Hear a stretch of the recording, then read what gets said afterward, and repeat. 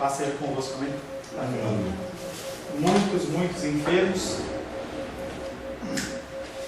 E nós temos que orar por eles. Eu tenho me sentido muito incomodado em relação à oração. Nós, como cristãos, nós temos orado muito pouco. Nós temos olhado para as necessidades que nós temos, e é natural, mas nós temos que olhar para o próximo. Quando nós lemos uma parábola como aquela daquele jovem rico, em que ele queria seguir Jesus, e Jesus fala assim: vende tudo que você tem e me segue. E aí o jovem, ele vira as costas e vai embora. Muitas vezes nós olhamos uma cena como essa e fala assim: o cara perdeu a oportunidade de seguir Jesus. Mas como a gente faz isso com o nosso tempo? A gente acorda com as nossas ocupações, nosso cenário todo ele preparado, e nós vamos tocar o nosso barco e não estamos nem aí com os outros. Nós temos que entender que as nossas orações, elas têm influência sim. Hoje nós temos o irmão Cláudio enfermo, nós temos a Diene enferma, a tia está enferma, não conseguiu vir, a Lourdinha não conseguiu vir, e aí a gente vê que é difícil. As pessoas, elas ficam sem saída. Eu estava conversando ontem com a Lourdinha a respeito da Diene, e é mais difícil ainda que ela está sozinha, né? A família dela está longe, nós temos o que nós temos e nós não sabemos aproveitar. Que nós possamos tomar vergonha na cara, que nós possamos separar um pouco de tempo em relação para os outros. Estamos nesse primeiro período tratando sobre o tema santidade, sem a qual ninguém verá o Senhor, e nós estamos falando sobre o crescimento do cristão, o crescimento, em especial o crescimento da graça. E nós falamos que 3 coisas são importantes quando se refere ao crescimento. O primeiro é possível crescer? E nós já estudamos e chegamos à conclusão que sim, é possível crescer. E aí nós estamos olhando os sinais desse crescimento religioso. Quais são as marcas que realmente nós podemos olhar para nós mesmos e identificar que nós estamos crescendo ou não? Nós começamos falando na semana passada que o primeiro sinal que uma pessoa cresce na graça é o aparecimento da humildade. Uma humildade que ela não é estacionada, mas é uma humildade que ela cresce. O homem cuja alma está crescendo, ele começa cada dia que passa, cada tempo que passa, ele começa a olhar para si mesmo com cada vez mais vendo a sua indignidade, a sua pecaminosidade. Você começa a olhar para si de uma maneira assim, não tão bonita, não tão especial, mas você olha de uma maneira assim mais apurada, no sentido de você ver como você é. E aí, quanto mais nós nos aproximamos de Deus, mais a nossa imperfeição ela fica patente. E aí eu vi um filme ontem que uma moça chegava, um rapaz chegou para a moça e falou assim: nossa, como você é santinha, né? Como você tem um procedimento assim, meio de que você é purinha, né? Ele falou, a moça respondeu para ele assim: olha, isso está acontecendo porque perante a sua perversidade, entendeu? Fica mais claro que eu sou santa, entendeu? E é algo que é nós em relação ao Senhor. Quanto mais nós nos aproximamos de Deus, mais nós vemos como nós somos sujos. Demos o exemplo da espiga de milho, que o milho, conforme ele vai crescendo, quando ele vai ficando maduro, o que acontece com a espiga é que aquela espiga ela começa a abaixar, ela começa a se curvar, que nós como cristãos temos que ter o mesmo procedimento.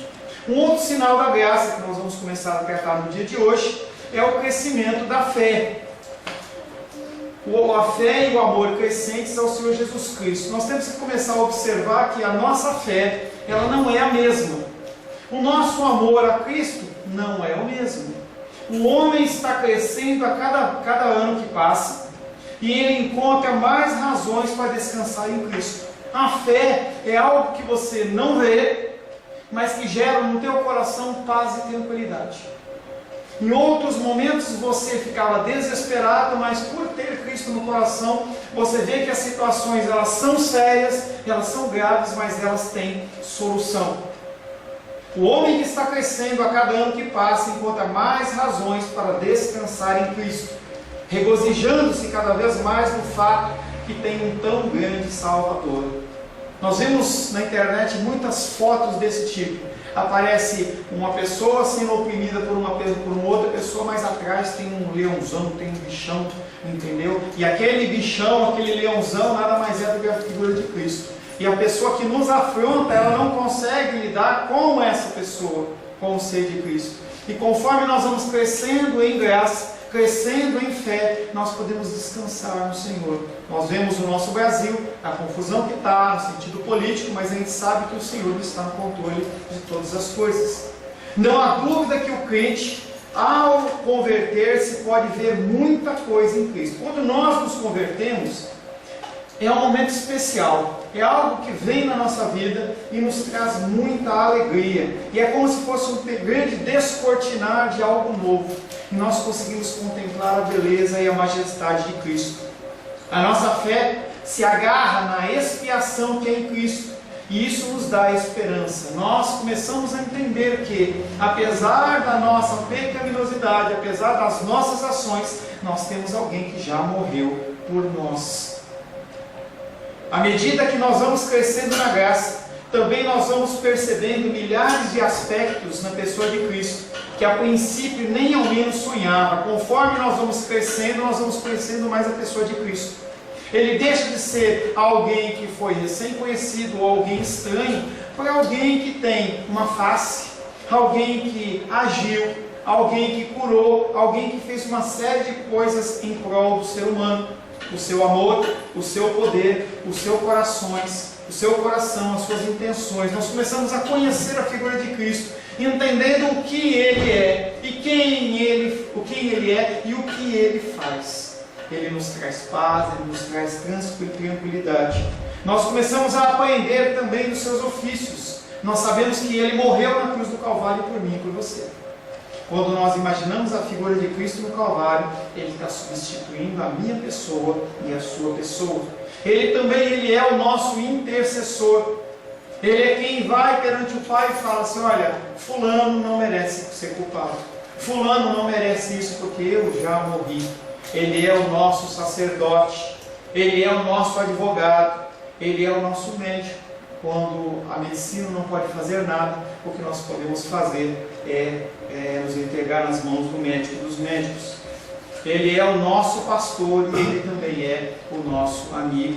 Mesmo que os nossos pais nos abandonem, o Senhor é conosco.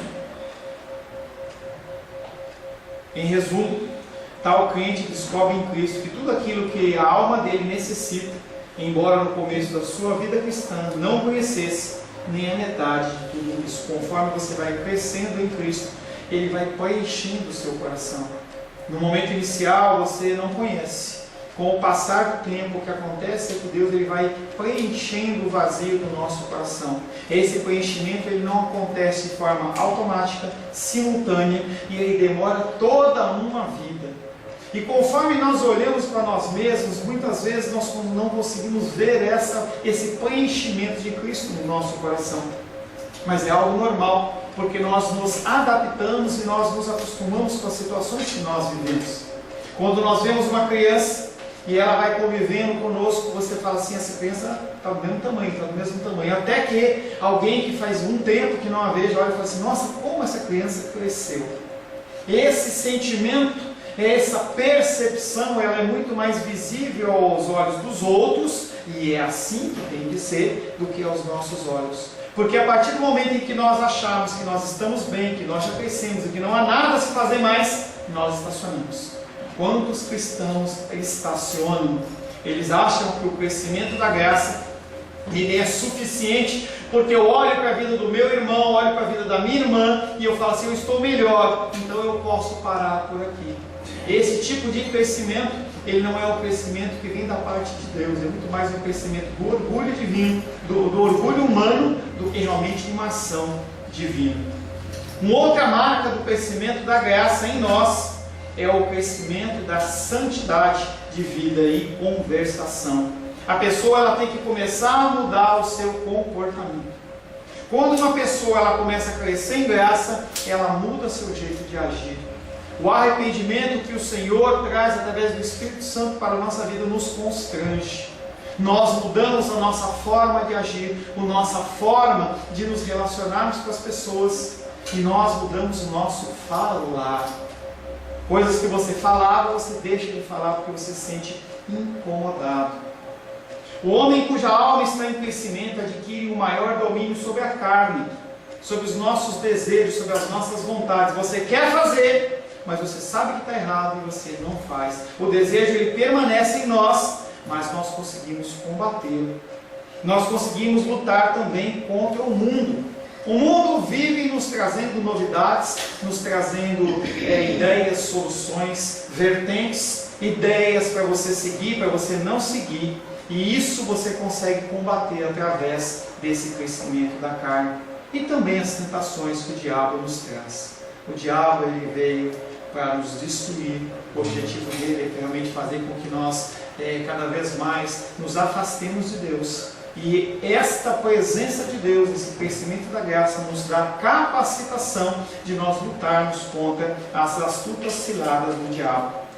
Torna-se mais cuidadoso com o seu temperamento, palavras e ações. No momento eu sou um cristão pavio curto, e o que eu quero falar eu falo.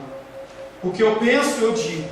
Mas aí, conforme a graça vai crescendo, você começa a refrear as suas ações, o seu temperamento. Uma pessoa que está crescendo na graça, ela é mais vigilante sobre a própria conduta em cada aspecto da vida. Esse homem é o que mais se esforça para estar conformado à imagem de Cristo em todas as coisas, e segue-o tanto no exemplo pessoal, quanto confia nele como Salvador, e não se satisfaz com o que já conquistou. Mas eu já estou tão bem, eu já oro tanto, eu já falo tanto, eu já tenho um envolvimento na igreja tanto, a pessoa não se satisfaz. Filipenses capítulo 3, versos 13 e 14. Filipenses capítulo 3.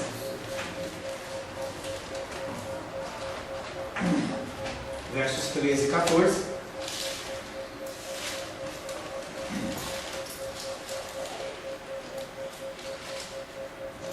Irmãos, quanto a mim, não julgo havê-lo alcançado, mas uma coisa faço, esquecendo-me das coisas que para trás ficaram e avançando para as que diante de mim estão, prossigo para o alvo, para o prêmio da soberana vocação de Deus em Cristo Jesus.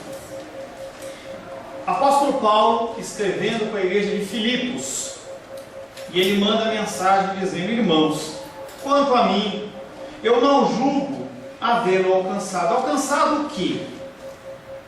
Plenitude espiritual. Quando o apóstolo Paulo ele olhava para si mesmo, ele via uma pessoa pecadora.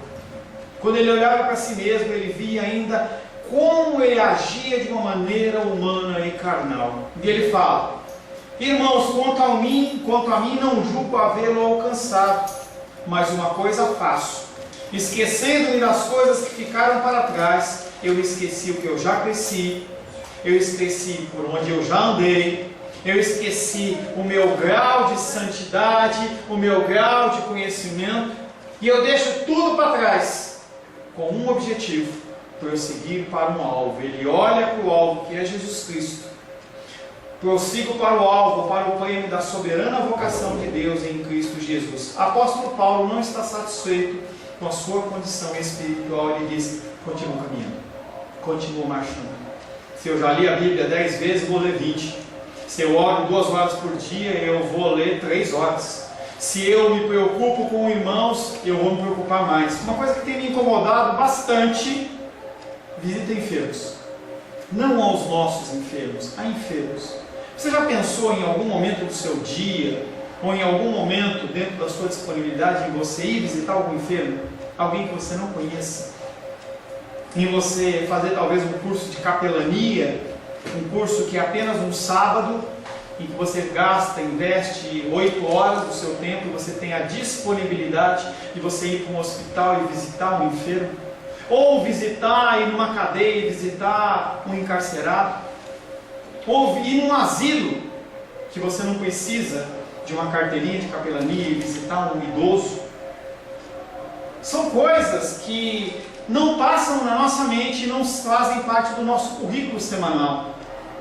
Mas a palavra de Deus diz que é sim importante nós nos preocuparmos com essas pessoas, tanto em oração como também físico. Falava essa semana com alguém, eu não me lembro, em que as pessoas hoje mandam mensagem do Zap. Eu digo para vocês que não há nenhum problema, eu uso o Zap, mas a gente tem que entender que o contato pessoal ele é muito mais importante, e as pessoas elas estão padecendo, e simplesmente a minha preocupação é a minha próxima atribuição. Nós temos que nos preocupar com as outras pessoas. O apóstolo Paulo, ele via a situação dele, e mesmo como depois de Cristo, o homem mais espiritual do Novo Testamento, ele via que o que ele fazia não era nada. Na terra, ele anseia e almeja ter uma vontade mais inteiramente conforme a vontade de Deus. Você se preocupa com isso? Em você olhar para a sua vontade e olhar para Deus e falar: Deus, faça-se em mim a sua vontade? Ou nós nos preocupamos apenas que seja feita a minha vontade? Eu sei muito pedir, eu sei muito falar com que Deus faça. Ó Deus, me dá isso, me concede isso, mantém isso. Mas será que nós estamos dispostos a morrer? Nós estamos dispostos a morrer em nome do Evangelho? Não, pastor, aí é demais. O meu cristianismo ele não vai tanto. Morrer para a nossa vontade. O objetivo principal daquele que está crescendo em graça, além de estar na presença de Cristo, é a completa separação de todo o pecado. Eu não fico satisfeito enquanto eu não estiver totalmente limpo. E isso leva a pessoa a ficar triste consigo mesma, porque ela vê que ela não avança como deveria. Esse constrangimento é um constrangimento que vem do Senhor. E nós temos que trabalhar no nosso coração esse constrangimento, gerando isso, uma força motora para que nós mudemos. Nós vemos esse Brasil como está. Nós falamos da Síria, não falei da Venezuela, mas a situação na Venezuela está triste. Pessoas estão vindo para o Brasil e estão morrendo nas praças, e nós continuamos preocupados apenas com o nosso dia a dia. Entenda que nós somos seres naturais, mas nós temos que começar a mudar nossa mentalidade. Entenda que a partir de 11 homens, tirando Judas, o mundo foi impactado. O grupo que nós estamos aqui, por mais reduzido que seja, se cada um de nós nos preocuparmos com o cristianismo verdadeiro, nós impactamos o mundo. Nós temos a autoridade de Cristo de orar por enfermos e de serem curados. Você sabe o que é isso? Você sabe que é você ter a autoridade de você orar por esses enfermos que nós falamos, de você impor as mãos sobre ele e ele ser curado? Nós temos essa autoridade. Mas pastor, por que não é curado? Porque não é a vontade de Deus, ou porque simplesmente porque nós não nos colocamos à disposição? E o Senhor ele fala que muitas pessoas estão enfermas para a glória de Deus, para que se manifeste essa glória. Mas falta você se colocar à disposição. Falta eu me colocar à disposição. Está amarrado. Nós temos que nos colocar à disposição do Senhor. Outro sinal de crescimento da graça é a crescente espiritualidade nos gostos e na mente. Não é só você vir à igreja. E aí nós estamos falando de um nível um pouco mais alto, em que você olha para as coisas do dia a dia que são prazerosas, em que você fala: eu vou abrir mão disso em detrimento disso. Isso chama-se mudança de mente, mudança dos nossos gostos. Não há nenhum problema de você sair para jantar, de você se divertir, de você ir num parque, de você ir viajar. Se não fosse importante, Deus não tinha criado esse mundo lindo e maravilhoso que nós vivemos. Tá? Não há problema. Não é esse nível de radicalidade. Mas nós temos que começar a pensar quanto tempo nós gastamos perante a televisão. Na minha vida espiritual, na sua vida espiritual, se você pesar as horas que você gasta na presença de Deus, em leitura, em oração, e do outro lado, televisão, uma das coisas mais inúteis que nós temos na nossa cultura contemporânea. E aí nós podemos acrescentar isso, WhatsApp, acrescentar Facebook, internet, qualquer coisa seja, YouTube. Quanto tempo nós gastamos em detrimento do nosso lazer em relação às coisas espirituais? Será que nós não temos entes queridos e amados que ainda precisam vir a Cristo? Situações como essa que nós pontuamos, será que elas não são mais importantes? E por mais que eu fale, se o Espírito Santo não me convencer e não te convencer, isso não muda. Um sinal crescente da graça é a crescente espiritualidade nos gostos e na mente. O homem cuja alma está crescendo interessa-se mais profundamente pelas realidades espirituais a cada ano que passa.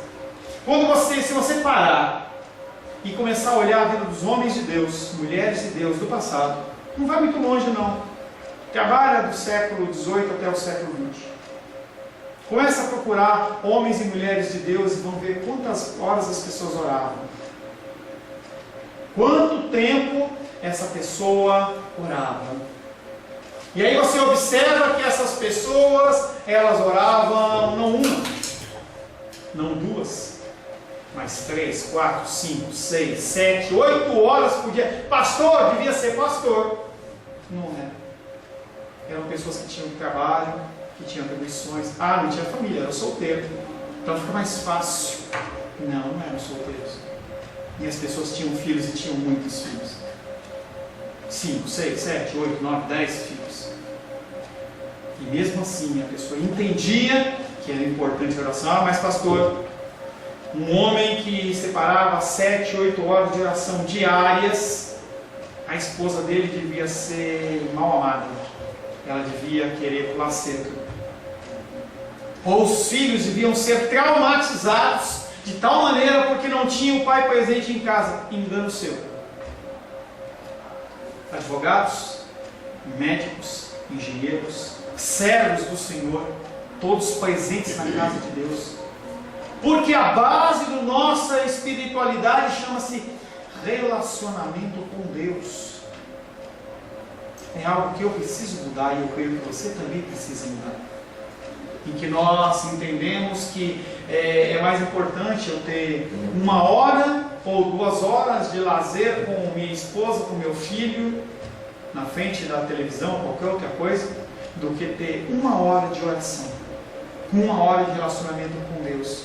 Porque na verdade nós não acreditamos verdadeiramente que o Senhor, Ele age. Eu me preocupo muito com as nossas crianças. Me preocupo muito com as nossas crianças. E agora tem mais 3, né? Mais 3 que, se o Senhor permitir, nós vamos estar ajudando. As crianças, elas vivem num mundo separado de nós, que é um mundo de celular e internet, em que quando elas não estão no celular, na internet, no videogame, elas estão na escola. Quanto tempo nós gastamos com os nossos filhos em oração, em leitura da palavra? E aí o que acontece, e eu acompanho alguns casos, o que acontece é que as crianças, elas vão crescendo, elas deixam de ser crianças para serem adolescentes e começam a desenvolver os seus próprios gostos. E aquelas crianças, elas vão se desenvolvendo, e quando fazem 15, 16 anos, que começam a fazer atrocidades, a gente fala: aonde eu errei? Errou desde o começo. Continua errando. Porque é mais fácil para a nossa vida nós colocarmos as pessoas na frente de uma mídia e tocarmos a nossa vida do que fazer qualquer outra coisa. O cristianismo não fala sobre isso. O homem cuja alma está crescendo interessa-se muito mais profundamente pelas realidades espirituais a cada ano que passa. E se nós não tivermos essa preocupação, o que vai acontecer com os pequenos é que eles vão seguir o mesmo caminho. O mesmo caminho. Eu acompanhei um caso em que uma criança da idade de 3 anos, mais ou menos 4 anos, tinha problema de masturbação. Menina, masturbação. Toda hora aquela menina estava se masturbando. E aí leva para a igreja, pentecostal, os caras falam: demônio, é o demônio da pombagira. Ninguém expulsava aquele demônio. Aí leva para o psicólogo. Não, tem que deixar a criança seguir o seu caminho, descobrir a sua própria sexualidade. Pais cristãos. Aí foram para o pastor, começaram a procurar sair do que estava acontecendo. descobriram que o pai ele é um inveterado na pornografia. E aí foi feita a proposta para o pai, que era viciado nisso. Cristão, santo sério, louvor, e aquele homem parou por 3 meses aquilo. O que aconteceu? Automaticamente, a criança parou com isso. A criança ela começou a ser influenciada de uma maneira positiva espiritualmente. E aí, passado um tempo, o pai achou que podia voltar. A criança voltou também. A nossa ação espiritual, eu estou falando em relação a crianças, mas imagine isso no âmbito de trabalho, imagine isso no âmbito escolar, no âmbito onde você estiver, no mercado, a influência espiritual que eu e você temos. Nós temos influência espiritual, nós somos chamados a esse mundo para sermos luz. O homem cuja alma está crescendo interessa-se mais profundamente pelas realidades espirituais a cada ano que passa. Não negligencie os seus deveres para com o mundo. Não estou falando para você abandonar tudo e ficar trancado no seu quarto, porque a palavra de Deus não fala para fazer isso. É ignorância isso. Me perdoem as pessoas que se trancam em conventos, em monastérios. Deus nunca pediu para o ser humano fazer isso. Nós temos que ser sal e luz no meio daqueles que precisam de luz, naqueles que precisam de tempero. Cumpre fielmente cada relação da vida, em seu próprio lar e com as pessoas de fora. Eu tenho que ter minha vida espiritual sim, mas eu tenho que dar todo o suporte para minha esposa, tenho que cuidar dos meus filhos, tenho que cuidar das pessoas que aqui na igreja congregam, eu tenho que me virar. O último que tem que ser privilegiado sou eu. Por isso que eu brinco com as pessoas. Eu falo assim, olha, você está em aconselhamento, você não vem? Paciência. Sabe o que eu vou fazer? Eu vou sentar para fazer uma leitura, ou eu vou ver uma televisão, porque eu estou disponível para te ajudar e você não tem tempo para vir. O que eu posso fazer?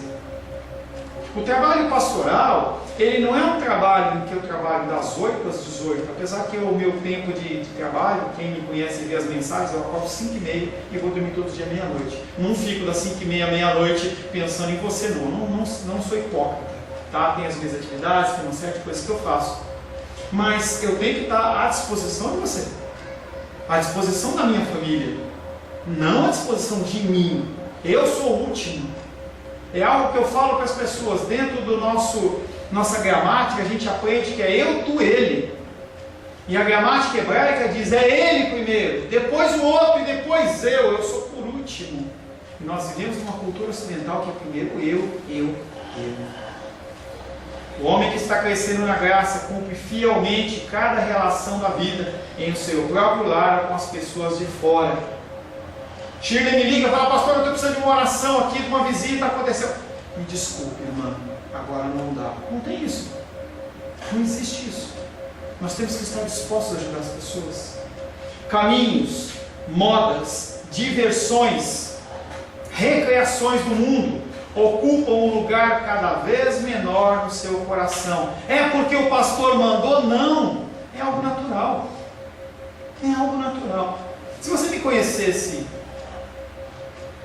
15 anos atrás, 20 anos atrás, você ia ver uma pessoa totalmente depravada, uma pessoa que adorava encher a cara, sair para beber com os amigos, roubar extintor para jogar espuma nas pessoas, louco de tudo.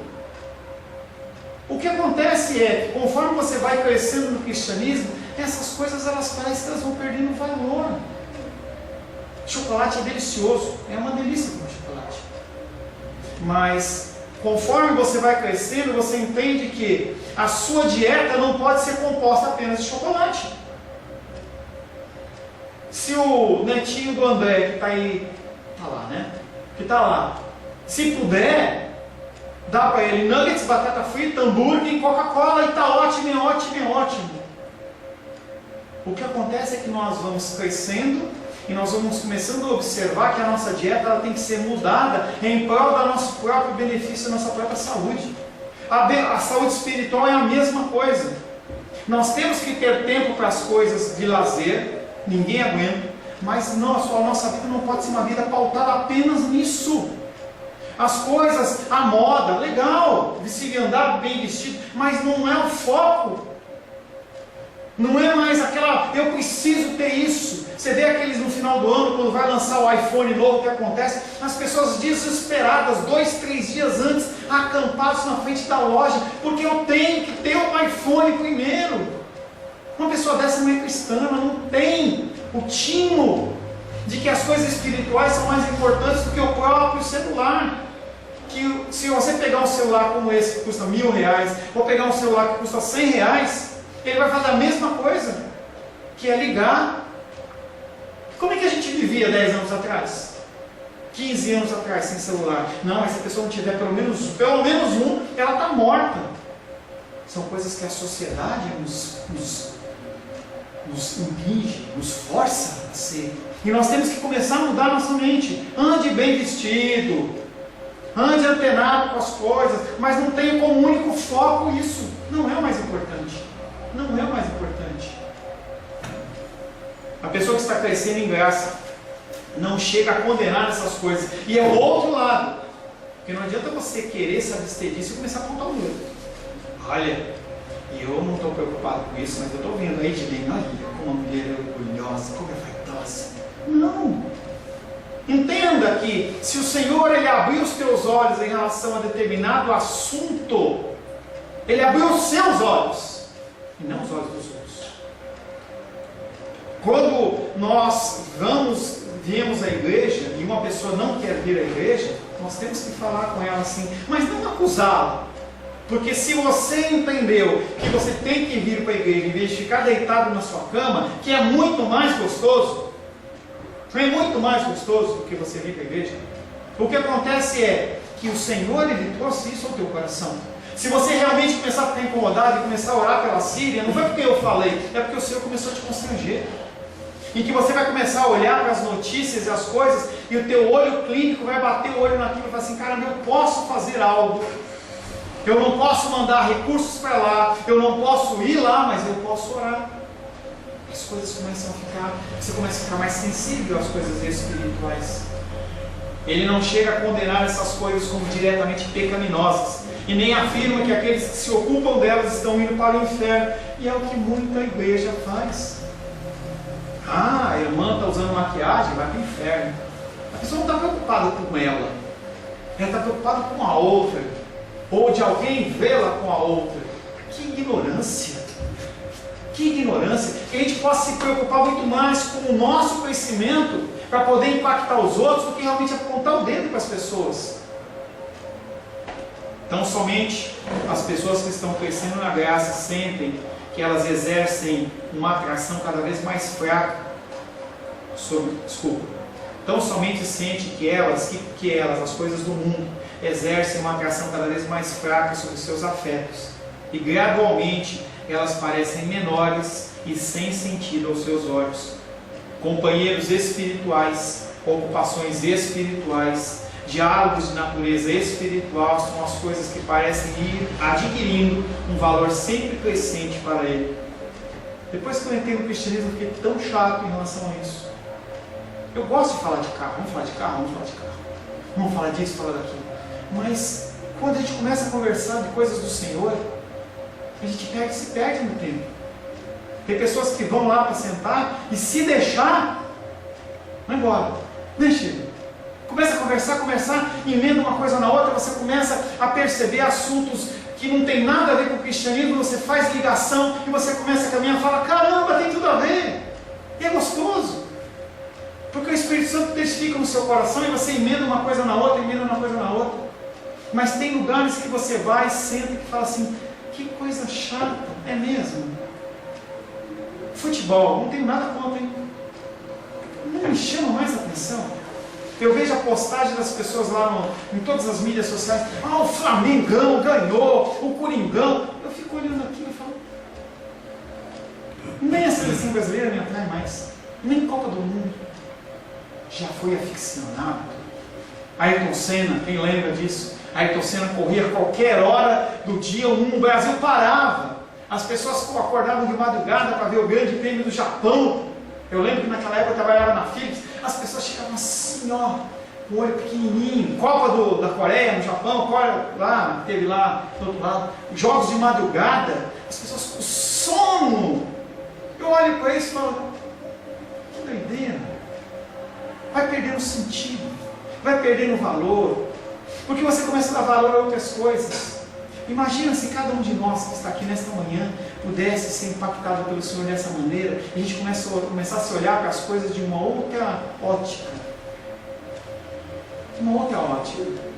Começasse realmente a ir atrás de um curso de capelania, como eu falei, para poder um dia na semana tirar uma hora e ir num asilo visitar um idoso. Né, Titi? Uma hora, né? Titi me cobrou ontem. Queria tanto que você viesse uma vez por semana, não por necessidade, mas vem conversar comigo. Será que a gente não pode separar um tempinho nosso para isso? Nós temos 24 horas no dia, 7 dias na semana, um período para você fazer algo que não seja para você ou para os seus. Nós temos um projeto na favela.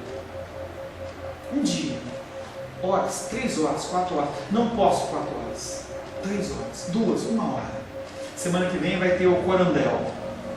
É algo que a gente não divulga ainda, eu ainda não estou falando muito disso para vocês, mas vai haver o tempo em que eu vou começar a indicar vocês para fazer. Tá? Esse é um projeto, entendeu, que trata de quinta a domingo, um projeto de espiritualidade que dá um renovo para você, traz algumas óticas espirituais para você começar a mudar o seu comportamento e que você fica imerso em coisas espirituais. Você não tem acesso de uma forma liberada a celular, televisão, um tempo de você com Deus. Tanto que Corandel chama-se a presença de Deus. Vida diante da presença de Deus. Vida diante da presença de Deus. E aí na quinta-feira à noite começa os procedimentos, eles começam meses antes. Neste ano a Rosângela vai trabalhar, semana que vem ela não vai estar de manhã porque ela vai estar trabalhando. Edilene vai estar trabalhando, talvez, não sei se a Cláudia vai também. Vai. Então as pessoas elas vão trabalhar em prol do outro. E aí, quanto custa? Quanto te paga para você trabalhar num lugar desse? Porque você vai, eu já fui trabalhar 1 ou 2 vezes já. Você acorda cedo, não tem horário para dormir e trabalha o dia inteiro como camelo. Eu lembro que uma das vezes que eu trabalhei lá na cozinha, eu exprimi, sei lá, sem exagero, gente, uns 10 sacos daquele vendedor de laranja. De noite, de madrugada, escapava, sabe? Aquele negócio de espremer de metal, dava aquela ralada, o dedo tudo ralado. Quanto suco com sangue nojento, na lógica que não deu com Deus, né? Mas dava aquelas pancadas. E aí a Rosângela falou assim, eu preciso pagar hoje. A minha filha olhou e falou assim, pagar, mamãe? Pagar? Eu falei, pagar. Mas você não vai lá para trabalhar? Você não vai dispor do seu tempo? Vai dispor do seu tempo.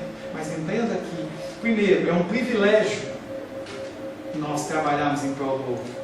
Seja na cozinha, seja no lavar o banheiro. Lavar o banheiro, você tem que pagar, mas é baratinho, né? R$200 para pagar para poder trabalhar. E que você não recebe absolutamente nada. Simplesmente você se dedica ao outro.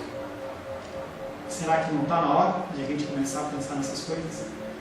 E aí eu falei para minha filha, eu falei assim, quando o papai e a mamãe saíram da igreja, foram saídos da outra igreja, estavam passando por um momento de muita luta e dificuldade, que a gente só chorava, pessoas nos abençoaram. E foram lá e nos mandaram cartinha e fizeram uma série de coisas. Por quê? Porque eles entenderam que o conhecimento espiritual passa pelo eu pensar mais no outro. Tenho o privilégio de orar pelo outro. Gente, não é uma obrigação. Eu ser pastor de vocês não é uma obrigação, é um privilégio. Cada atendimento que eu faço é um privilégio. Ir na casa de vocês é um privilégio. Isso é um privilégio. E você também tem esse privilégio. Não como pastor, necessariamente, mas dentro do seu dia a dia, na interação com outras vidas. Convido você a pensar pelo menos nisso. Nessa semana que se inicia, no dia de hoje é o primeiro dia da semana. Em você pensar em algum momento desta semana, em você separar um tempo para alguém que não seja você. Seja com oração. Põe o relógio para despertar e fala assim, eu vou orar 10 minutos pela Síria. Você concluiu o papel. Eu vou orar 10 minutos pelos presidiários. Eu vou orar 10 minutos pelos políticos do Brasil. Gente, eu vou a campo. Eu vou comprar uma marmita, como a Edilene trouxe, o Sebastião trouxe, e eu vou abençoar vidas. Eu vou tirar o meu tempo. É uma dedicação. Eu vou tirar do meu tempo, do meu bem. Você vai gastar R$70, R$80 numa cesta dessa, e você vai no mercado, sai do seu tempo, você vai no mercado, vai lá, vai pegar a cesta, colocar no carrinho. Para os homens é mais fácil, para as mulheres é mais difícil. Coloca no carrinho uma cesta dessa daí pesar o quê? Uns 20 quilos, você fala? 25 quilos, tá? Uns 25 quilos uma cesta dessa. Tem que levar até o carro. E aí estaciona o carro. Se ninguém vê, você tem que carregar no braço. Você separou um tempo para o outro. Pastor, mas é tão pequeno. Ninguém está pedindo para você fazer coisa grande. Faça coisas pequenas. Eu convido você essa semana a pensar em tirar um tempo, 10, 15, 20, uma hora, quanto tempo seja, em prol do outro. Feche seus olhos. Senhor, em nome de Jesus, te agradecemos porque podemos ver mais alguns sinais daqueles que estão crescendo na graça do Senhor. Vivemos, Pai querido, em tempos em que o nosso eu, ele é convidado a fazermos mais e mais e mais e mais coisas para nós. Nos constrange, Pai. Nos constrange a seguir o Teu exemplo. O Teu exemplo que foi de sair do céu, na presença de Deus, na presença do Espírito Santo. E o Senhor se encarnou para padecer dores, dificuldades, passar frio, fome, sede e morrer na cruz do Calvário, apenas para nos salvar. O Senhor não tinha obrigação nenhuma de fazer isso, mas o Senhor fez. Que nós, como cristãos, nós possamos entender que é nossa obrigação também nos doarmos. Haverá o tempo em que nós não teremos condição de nos movimentar devido à saúde, devido à idade. Mas no tempo em que nós temos saúde, Pai querido, que o Senhor possa nos constranger a agir segundo a Tua vontade, Pai. Em nome de Jesus. Amém.